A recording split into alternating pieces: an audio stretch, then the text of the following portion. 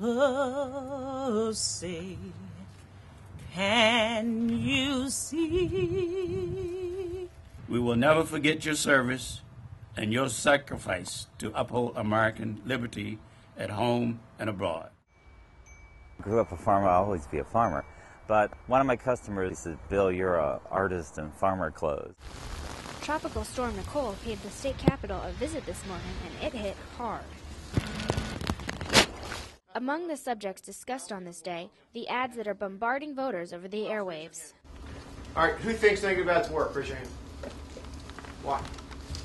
Well, I think The bigger draw here is the fact that you can come to an old-fashioned farmstead and just taste how it once was. In Davidsonville, I'm Alex Ludka, CNS TV. we're going to get our share of strange looks, I'm sure, but it couldn't go to a better cause. That cause is a cut for the cure. But as the numbers came in, it became clear that Ehrlich and his supporters would not leave with a victory. I see the faces and I see the disappointment, but I hope you see my face.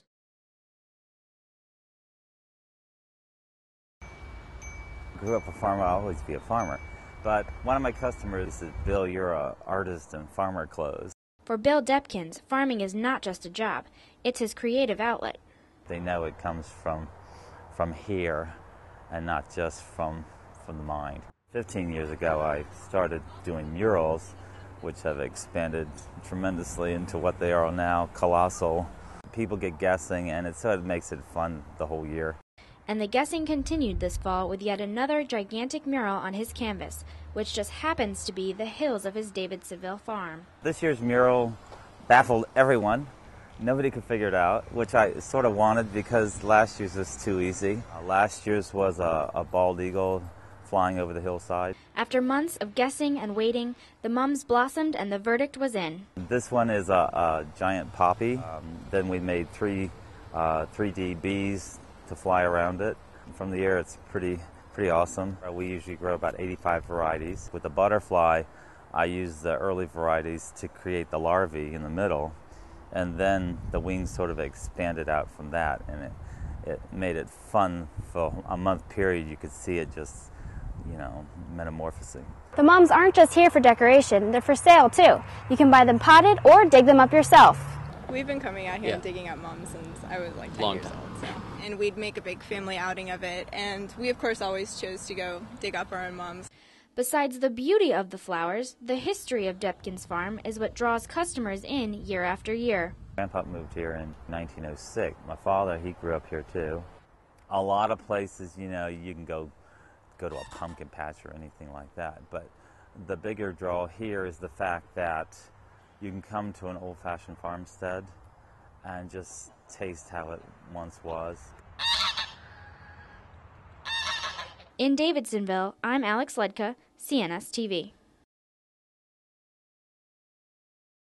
Oh, say, can you see? We will never forget your service and your sacrifice to uphold American liberty at home and abroad.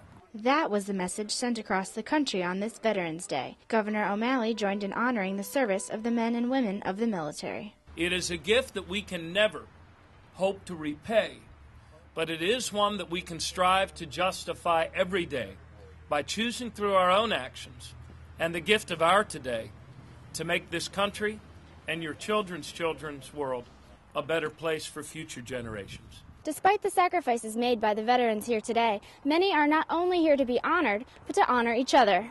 I'm a veteran of the forgotten war, but I'd like to pay tribute to the greatest generation, World War II.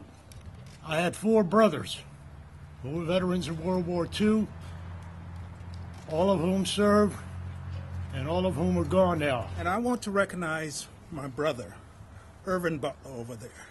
He's a Vietnam combat veteran. And to the members of the military who are currently serving, I hope God bless them in everything they do, and I hope this country will look out for our veterans. For the land of the free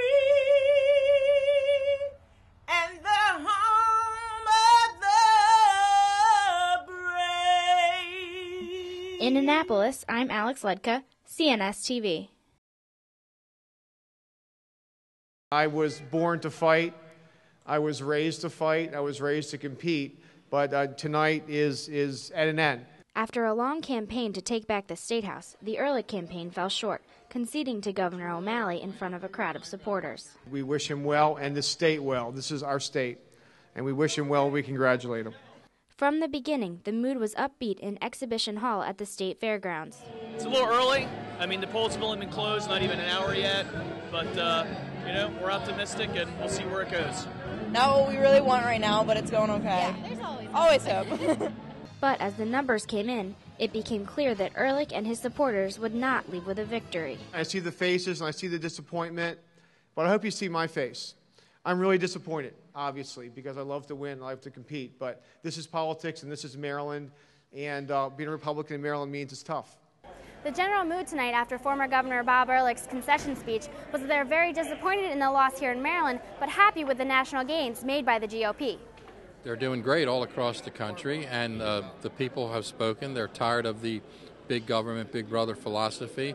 And for the Ehrlichs, our life going forward, as I said, will be law firms and radio shows and maybe speaking once in a while and sandlot football and all the stuff that we love.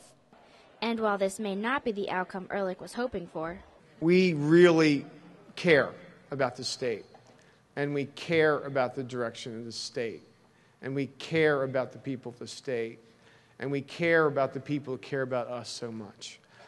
I said, hey, Bobby Ehrlich. In Timonium, I'm Alex Ludka, CNS TV.